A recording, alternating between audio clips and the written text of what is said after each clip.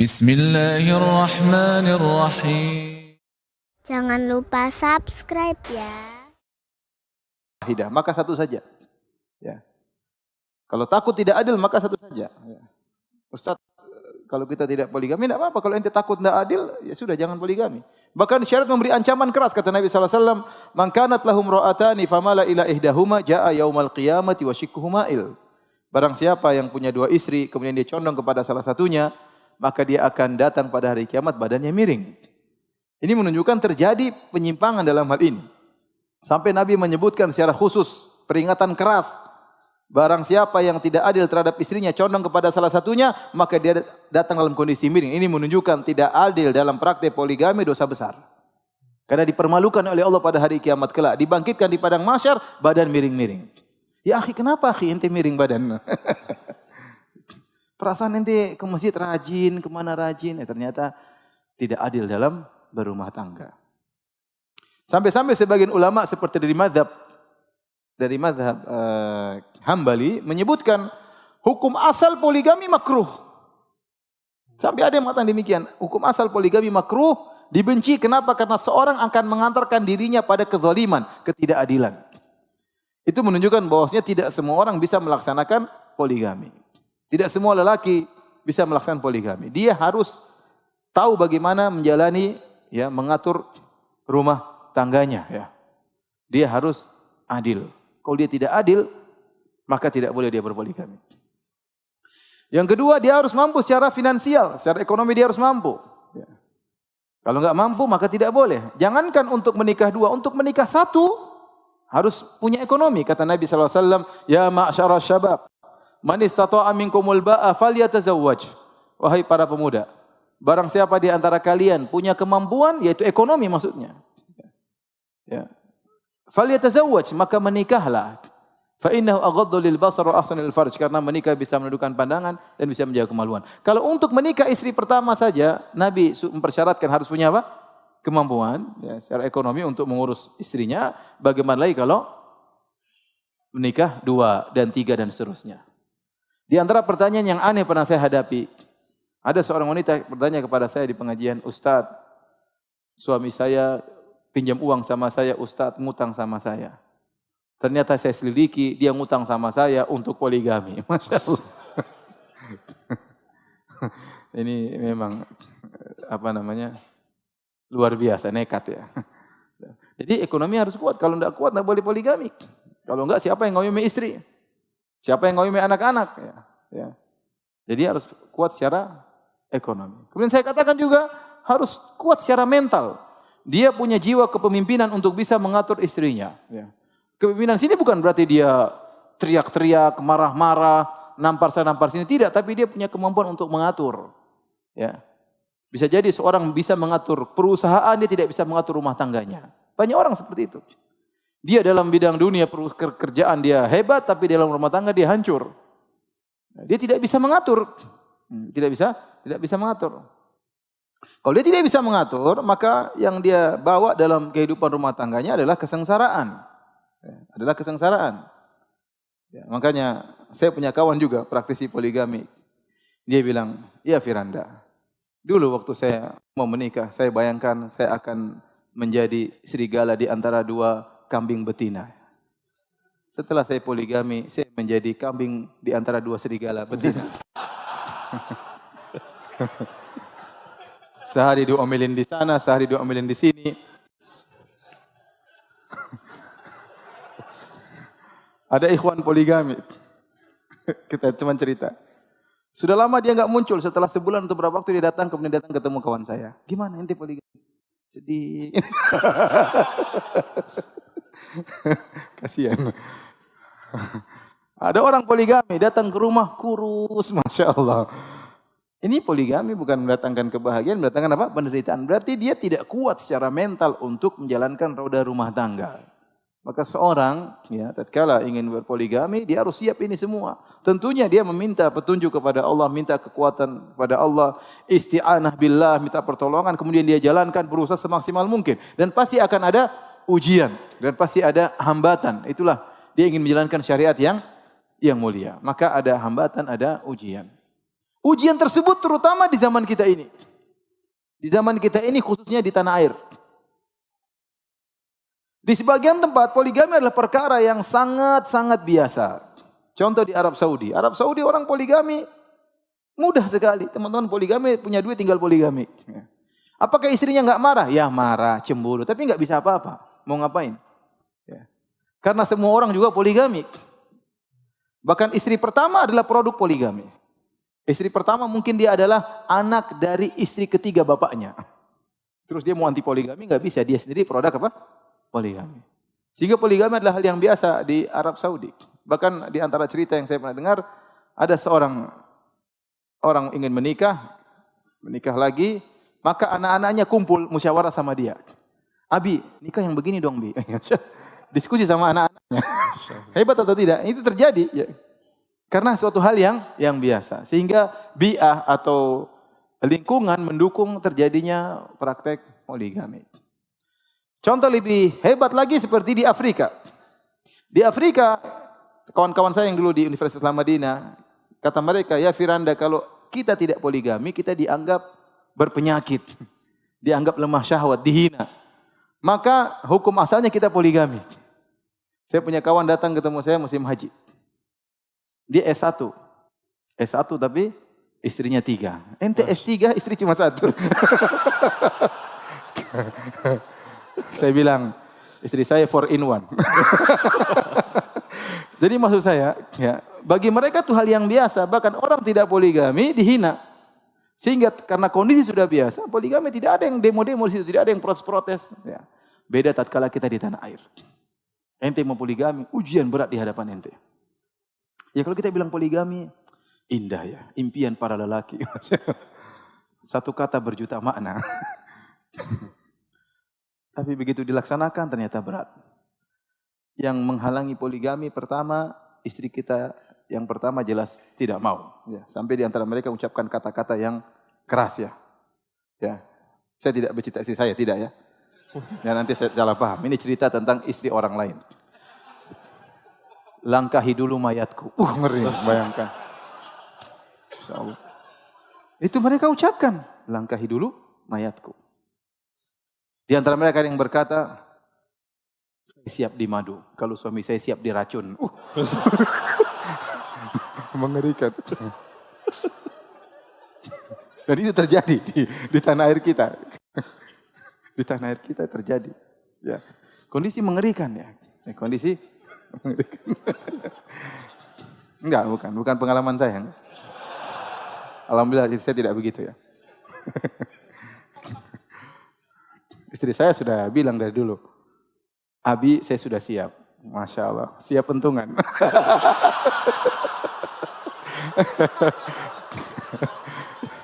Baik, kita lanjutkan. Ada WA enggak? Aman. Lanjut.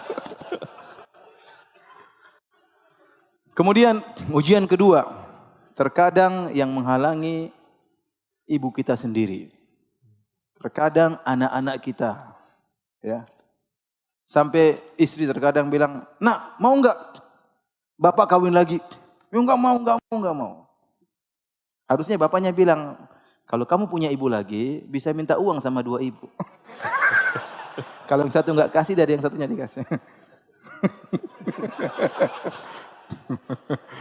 Jadi penolakan luar dari orang tua kadang menolak, kemudian kakak, adik-adik semua mencaci maki, adik-adik perempuan. Ingat ini bukan pengalaman pribadi ya, enggak.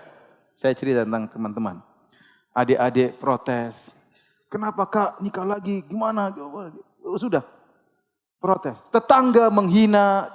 Subhanallah, berat. Ya, maka ini semakin menunjukkan orang yang bisa poligami dengan baik, orang yang hebat di tanah air. Bisa jadi dia wali dari wali-wali Allah Subhanahu wa taala. Bisa jalankan dengan baik, adil, ini orang hebat. Karena tantangan begitu besar yang dia hadapi untuk menunjukkan syariat Allah yang sempurna ini. Ya. Berat, tidak gampang. Kemudian terkadang kalau sudah dipoligami, istri pertama, istri kedua. Istri pertama dengan beratnya menerima. Dan saya tidak tahu ada ujian lebih berat bagi wanita seperti poligami. Saya rasa paling berat zaman sekarang ini, terutama Indonesia, perempuan diuji dengan ujian poligami. Kalau dia bisa menjalani, insya Allah dapat pahala yang besar. Ya. Kenapa? Karena dia memperjuangkan syariat Allah. Dia tidak ingin poligami tercemar dengan kelakuannya. Maka dia berusaha menjalankan dengan baik. Tapi itu ujian yang sangat berat. Terkadang ini sudah jalan baik-baik. Ini seorang laki-laki punya istri satu, istri kedua. Ternyata ada provokator. Ada setan-setan perempuan beredar. Datanglah ibu-ibu yang kepanasan kepada istri pertama. Anti kenapa dipoligami? Anti nggak bisa servis suami ya? Jadi membuat kesan seakan-akan wanita yang dipoligami wanita rendahan. Tidak dicintai lagi oleh suaminya. Ini tidak benar. Ini pendustaan dan ini kebohongan. Dan banyak wanita termakan. Tadinya sudah hidup tentram, akhirnya termakan dengan setan-setan perempuan yang datang kepada istri pertama. Istri pertama akhirnya berontak. Padahal tadinya dia sudah kuat. Dia sudah sabar. Maka saya katakan ibu-ibu anti yang dipoligami, anti sedang berjuang menjalankan syariat Allah Subhanahu wa taala. Jangan termakan dengan perkataan setan-setan perempuan. Bukan berarti kalau suami anti mempoligami anti berarti dia tidak cinta sama anti. Lihat, Nabi SAW menikah dengan Aisyah. Begitu Khadijah meninggal dunia, Nabi SAW menikah dengan Aisyah, akad. Tinggal serumah nanti di Madinah. Tapi akad pertama Aisyah. Setelah itu Nabi menikah dengan Saudah. Kemudian masih ada sekitar 7 perempuan atau 8 perempuan setelah Aisyah. Istri kedua, istri ketiga, istri keempat, istri seterusnya. Tapi yang paling dicintai siapa? Aisyah radhiyallahu anha. Dia istri pertama. Secara akad nikah dia istri pertama. Setelah wafatnya Khadijah radhiyallahu ta'ala anha. Ya. Saya juga dapati sebagian orang. Dia menikah 2 bukan berarti dia tidak sayang sama istri pertamanya. Dia lebih cinta pada istri pertamanya. Bagaimana saya tidak cinta anak-anak saya dari istri pertama. Cuma gara-gara istrinya termakan. Tiap hari ngomelin sama dia. Lunturlah kecintaannya. Padahal kalau dia bandingkan istri pertama, istri kedua. Dia tetap lebih sayang kepada istri yang pertama. Tetapi istri pertama telah tergoda oleh setan-setan perempuan. Yang menggambarkan bahwasanya kalau kamu dipoligami berarti kamu tidak bisa menservis suamimu. Berarti kamu gagal dalam pernikahan. Berarti kamu sudah tidak cantik lagi. Berarti kamu tidak dicintai lagi oleh suamimu. Ingat ini semua godaan setan. Terkadang setan-setan tersebut, ibu-ibu setan tersebut datang kepada istri kedua. Yang digoda istri kedua sekarang. Anti masih gadis, kok mau jadi istri kedua? Emang anti nggak laku ya harus jadi istri kedua? Masya Allah, omongan sadis. Ini sadis ya. Anti kenapa? Anti jangan rusak rumah tangga orang. Subhanallah. Ya ini syariat Allah dibilang merusak rumah tangga orang. Ini bahaya ini perempuan ini. Saya takut mereka dosa besar karena mereka merusak rumah tangga orang lain. Ya. Kalau anti tidak ingin dipoligami, anti servis suami anti. Jangan merusak rumah tangga orang lain. Sehingga mereka kemudian datang mengganggu, akhirnya terjadilah perceraian. Akhirnya istri pertama nuntut kepada suaminya, pilih saya atau dia. Ini dilarang oleh Nabi SAW. Tidak boleh seorang wanita meminta suaminya menceraikan istri yang lain. Tidak boleh. Ya, haram kata Nabi seorang wanita minta kepada suaminya tolaqa ukhtiha. Sampai dia mengatakan tidak boleh seorang minta tolaqa ukhtiha, meminta diceraikan saudaranya. Sampai Nabi menyamakan dia dan istri kedua adalah saudara bagi istri yang pertama. Tidak boleh. Ya, bersaing yang sehat. Kalau berjuang sama-sama, kalau suami tidak adil, suami yang ditegur kamu enggak adil, kamu harusnya bisa yang baik ya. Seperti itu dan yang lainnya. Oleh karenanya saya katakan, kita Indonesia untuk menjalankan syariat poligami berat. Butuh seorang laki-laki yang hebat. Ya, yang dia sisi ekonomi oke, sisi keadilan juga bisa, dia punya mental untuk menghadapi ini semua, bisa mengayomi istri kedua istrinya atau ketiga istrinya agar tidak terpengaruh dengan godaan-godaan di luar dan kata-kata orang. Kalau dia bisa, maka dia orang yang luar biasa. Kemudian juga syariat mengatur bahwa lelaki tidak boleh punya istri lebih dari 4. Dan ini di antara mukjizat syariat poligami. Ya. Syariat membatasi hanya 4. Hanya 4. Kenapa? Kalau lebih daripada 4, maka sulit untuk membagi kebahagiaan. Secara umum lelaki hanya bisa maksimal mengurus wanita 4 orang. Sehingga dia punya waktu untuk mengurus istri-istrinya, dan dia punya waktu untuk mengurus apa? Anak-anaknya. Dengan demikian maka dia hanya maksimal oleh syariat hanya 4. Makanya waktu turun syariat poligami, ya, Para sahabat yang punya istri lebih dari 4 disuruh cerai oleh Nabi SAW. Tinggalkan 4 saja, sisanya cerai. Ya, adapun Nabi SAW lebih dari 4 itu keistimewaan Nabi SAW. Khusus buat Nabi SAW. Nabi SAW ya, kalau kita baca ya tentang bagaimana pernikahan beliau, semua ada maslahatnya. Dan Nabi punya keistimewaan. Contohnya Nabi SAW memiliki kekuatan biologis yang luar biasa. Ya. Terkadang Nabi SAW dalam semalam dia menjimai istrinya langsung 9 orang dengan sekali jalan. Langsung digilir 9 orang tersebut, dan itu jarang yang bisa melakukannya seperti Nabi SAW. Intinya Nabi spesial. Adapun umatnya maksimal cuma berapa? Cuma 4. Karena itulah yang memungkinkan kadar maksimal yang mungkin seorang bisa membagi kebahagiaannya. Baik. Ini tentang syariat poligami. Sekarang kita bicara bagaimana tentang keutamaan orang yang menjalankan praktek poligami. Laki-laki maupun perempuan. Laki-laki yang menjalankan poligami berarti dia menjalankan syariat Nabi SAW, menjalankan sunnah. Ya. Banyak ibu-ibu yang protes, Mas, sunnah kan masih banyak. Kok pilih yang ini? Sang suaminya diam. Dalam hati ini dia menjawab, memang sunnah yang banyak, tapi yang enak yang ini. Cuma dia tidak bisa menjawab. Saya sudah jawab tadi ya. Ya, dia menjalankan yang dimudahkan, menjalankan syariat Allah. Ya. Dengan menjalankan syariat tersebut, dia lebih menundukkan pandangan. Ya. Dia lebih cinta kepada istrinya. Dan itu benar. Saya ketemu dengan beberapa orang praktisi poligami, mereka berkata, Ustaz, setelah saya berpoligami, saya lebih sayang kepada istri saya yang pertama. Kecintaan lebih. Saya kalau istri kedua berhasrat kepada istri pertama. Sampai istri pertama saya hasrat lagi kepada istri kedua, rindu. Begitu. Dan itu logika yang masuk akal. Tetapi logika ini tidak diterima oleh para ibu-ibu. Saya sering bilang, kalau seorang tiap hari makan sayur asam, ya agak gimana. Tapi kalau sehari sayur asam, sehari sayur kangkung, jadi enak terus tiap hari. Emang kita sayur, Ustaz. Saya tidak bilang anti sayur, ini logika yang logis. Yang logis. Dan itu saya dengar langsung daripada para praktisi poligami. Bosnya setelah saya poligami, saya lebih sayang kepada istri yang pertama. Ya. Ada kerinduan menuju istri yang pertama. Kalau lagi istri pertama, ada rindu kepada istri kedua. Sayang. Lebih sayang. Bukan berarti kalau nikah lagi kemudian cintanya 100% dirubah. Enggak. Berkurang. 50-50 tidak.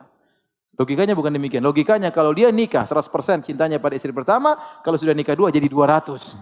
Ternyata simpanannya ada 10.000 cinta. Jadi maksudnya bertambah cinta tersebut. Dan laki-laki pandai membagi cinta. Dia bisa cinta pada orang tuanya, cinta pada kawannya, cinta pada istri pertamanya, istri keduanya, dan tidak berkurang tapi semakin bertambah. Intinya ini logika yang benar ya. Logika yang benar.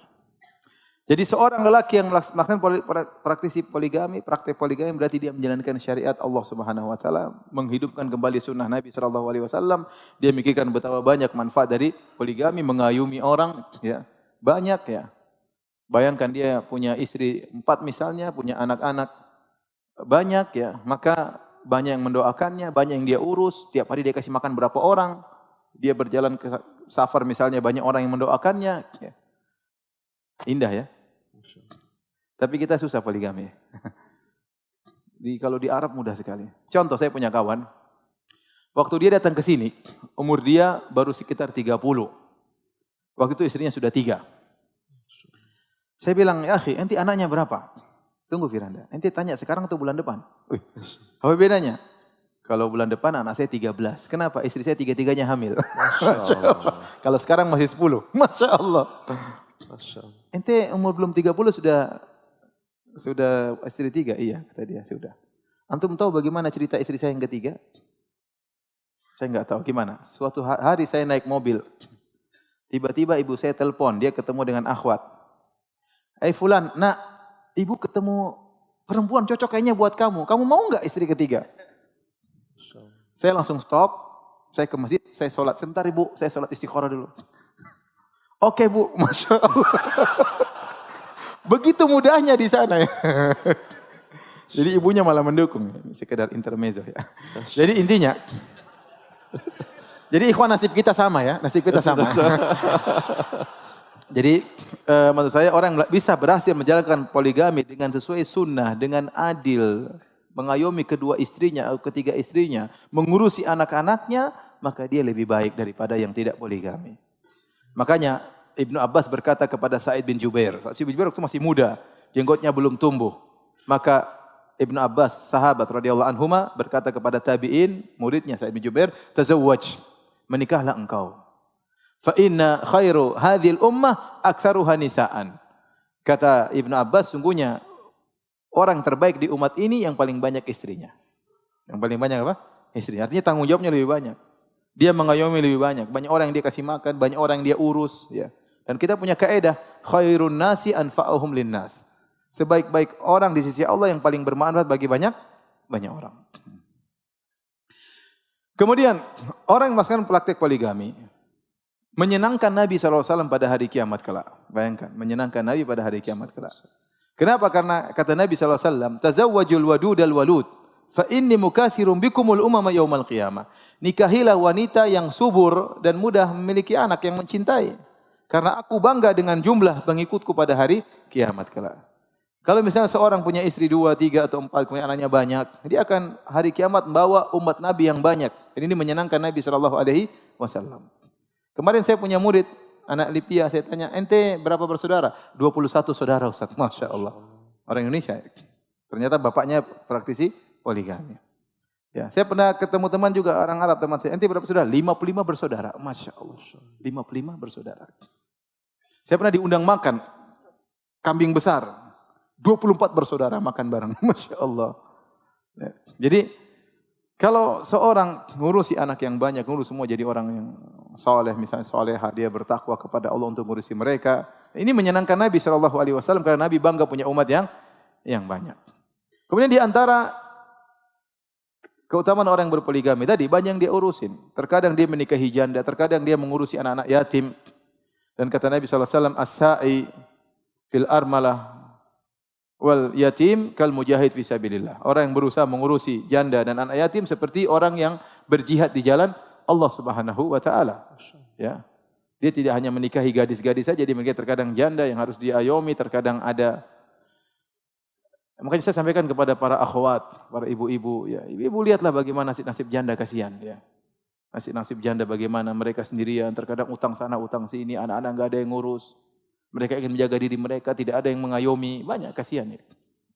Ya kita cuma melihat aja, kasihan, tidak bisa berbuat apa-apa. Taib, ini bagi laki-laki, bagi perempuan, Masya Allah, perempuan yang siap dipoligami. Ya. Maka dia menjalankan syariat Allah Subhanahu Wa Taala. Ujian dia lebih berat daripada laki-laki. Ujian dia lebih berat daripada laki-laki. Dengan omongan banyak orang. Tapi dia berusaha melihat sisi positif. Saya bilang ada sisi positif, di mana perempuan, kalau dia dipoligami berarti harinya terbagi. Harinya terbagi, misalnya dia istri 2 orang, suaminya punya istri 2. Berarti 3 hari, 4 hari misalnya, 3,5 misalnya. Ya. Seperti saya punya kawan, istrinya 2. 3 hari, 3 hari. 1 harinya gimana? 1 harinya buat perjalanan. Setengah hari ke sini, setengah hari untuk ke istri kedua. Jadi intinya, kalau kita bagi hari, 3 hari yang biasanya seminggu penuh ngurusi suami, sekarang berkurang. Cuma 3 hari ngurusi suami. 3 hari yang kosong buat apa? Bisa buat hafal Quran, bisa buat hafal hadis, bisa buat belajar fikih. Ya. Ini contoh. Bisa manfaatkan waktu juga yang lain. Misalnya suami lagi tidak di rumah, dia bisa tidur sama anak-anak. Dan anak-anak butuh untuk tidur sama orang tuanya. Apalagi masih kecil-kecil. Dia bimbing. Ya. Beda kalau dia sama suaminya, dia harus terus ngurus suaminya sehingga terkadang anak-anaknya kurang atau terlalaikan. Ya, sedikit misalnya. Ini dari sisi apa? Sisi positif. Dari sisi positif juga dia rela sebagian harinya dia berikan kepada saudarinya. Semoga Allah memberi balasan yang lebih baik di akhirat kelak, di surga kelak. Ya. Dia niatkan saya merelakan sebagian hari saya untuk kebahagiaan saudari saya. Dan Nabi SAW mengatakan, la yu'minu ahadukum hatta yuhibba li akhihi ma yuhibbu li nafsihi. Tidaklah beriman seorang sampai dia mencintai bagi saudaranya kebaikan yang dia sukai untuk apa? Untuk dirinya. Saya rasa saya tidak usah berpanjang lebar lagi. Khawatir ada yang sakit hati. Ya. Mudah-mudahan ini sekedar yang bisa sampaikan. Semoga Allah menjaga terus syariat poligami. Yang bisa menjalankan silakan menjalankan. Yang tidak bisa jangan nekat. Jangan sampai Anda malah mencoreng syariat yang indah ini. Wallahu ta'ala alam bisawab. Kalau yang bertanya dari ikhwan maupun akhwat, ya, bapak-bapak, ibu-ibu, jombloan dan jomblowati, saya persilakan. Masya Allah. Syukran Ustaz, jazakallah khair. Belum ada WhatsApp tadi? Belum ada WhatsApp kan? Masih bisa tanya jawab insya Allah. Brothers, WhatsApp-nya aman ya? Aman, Alhamdulillah. Cek dulu deh. Aman. Cek juga aman ya? Alhamdulillah. Siap pindah ke Arab Saudi berarti ya? Baik, silakan. Silakan Brothers dulu ya. Boleh. Brothers, sekali lagi tidak ada pertanyaan nanti, tanya jawab di bawah, di buzzer, kita maksimalkan waktu di atas. Silakan dari Brothers, ada yang berani nanya enggak? Ariel. Silakan. Insya Allah. Silakan Desa, tolong Ya, dioper ke Bapak, silakan Pak. Assalamualaikum warahmatullahi wabarakatuh. Waalaikumsalam warahmatullahi wabarakatuh. Masya Allah Ustaz, kajian malam ini. Begitu bapak-bapaknya semangat juga ya. Masya Allah. Pertanyaannya, kalau dilihat dari hasil ini, semua bapak kayaknya kepingin Ustaz. Nah, Antum bicara tentang diri sendirilah. ya, Bapak belum tentu berani. ya kalau dilihat dari Mimik mereka. hukumnya poligami itu kayaknya gimana Ustaz? Setengah-setengah Ustaz, 50-nya takut, 50-nya berani, kan gitu. Nah, Pertanyaannya apa? Kenapa? Cuman pertanyaannya bukan itu Ustaz. Pertanyaannya apa? Pertanyaannya kepada Ustadz, apa alasan Ustadz sampai saat ini Ustadz belum poligami gitu. Nah, ya, sementara ilmu sudah fikih tingkat tinggi, gelar doktor, ya, disari material itu juga sudah sangat bagus. Assalamualaikum warahmatullahi wabarakatuh. Waalaikumsalam. Masalahnya kalau Ustadznya, Anda pernah tanya sama istri, Baik. Ustadz Firanda aja istrinya baru satu, kita baru gimana? Jadi jadi Anda hujah ya, dapat Ustadz? ilmu dari Ustadz. Assalamualaikum warahmatullahi wabarakatuh. Syukran Pak. Di depan saya ada dua pilihan. Saya berpoligami atau tidak. Poligami tidak harus wajib bagi saya. Ya, dia terkadang wajib bagi kondisi tertentu. Terkadang sunnah bagi kondisi tertentu, terkadang boleh bagi kondisi tertentu. Dan Nabi mencontohkan keduanya. Nabi SAW pernah tidak berpoligami dalam waktu yang lama, 25 tahun. Tatkala beristrikan dengan apa? Khadijah radhiyallahu anha. Ya. Kemudian tatkala Khadijah meninggal dunia, maka kemudian Nabi berpoligami. Ya, saya tidak mungkin menjelaskan di sini. Yang jelas saya tahu apa yang saya lakukan. Masya Allah. Yang jelas saya belum terima WhatsApp. Itu dapur saya, mohon maaf tidak bisa saya jelaskan. Masya Karena Allah. nggak mungkin saya jelaskan, nanti khawatir saya ria, istri saya ria. Jadi nggak usah lah. Itu antara saya dengan Allah Subhanahu wa Ta'ala, antara saya dengan kekasih saya, istri saya. Ya. Masya Allah. Masya Allah, barakallahu fiikum Ustaz. Masya Allah. Semoga Allah menjaga. Yang jelas kalau saya poligami dan saya kasih tahu. Baik, silakan. Masya Allah. Semoga Allah menjaga Ustaz dan keluarga. Masya Allah. Amin. Baik, silakan istri. Oke. Mesti istri kan? Istri. Sister. Pokoknya sister silakan nanya, Baik. harus istri. Silakan. Assalamualaikum warahmatullahi wabarakatuh. Waalaikumsalam warahmatullahi wabarakatuh. Silakan, Mbak. Langsung ke pertanyaannya, Ukti silakan. Ya, Ustadz, saya sudah menikah 16 Sudah apa? sudah menikah 16 tahun, namun belum diberikan keturunan. Saat ini suami saya meminta izin untuk poligami.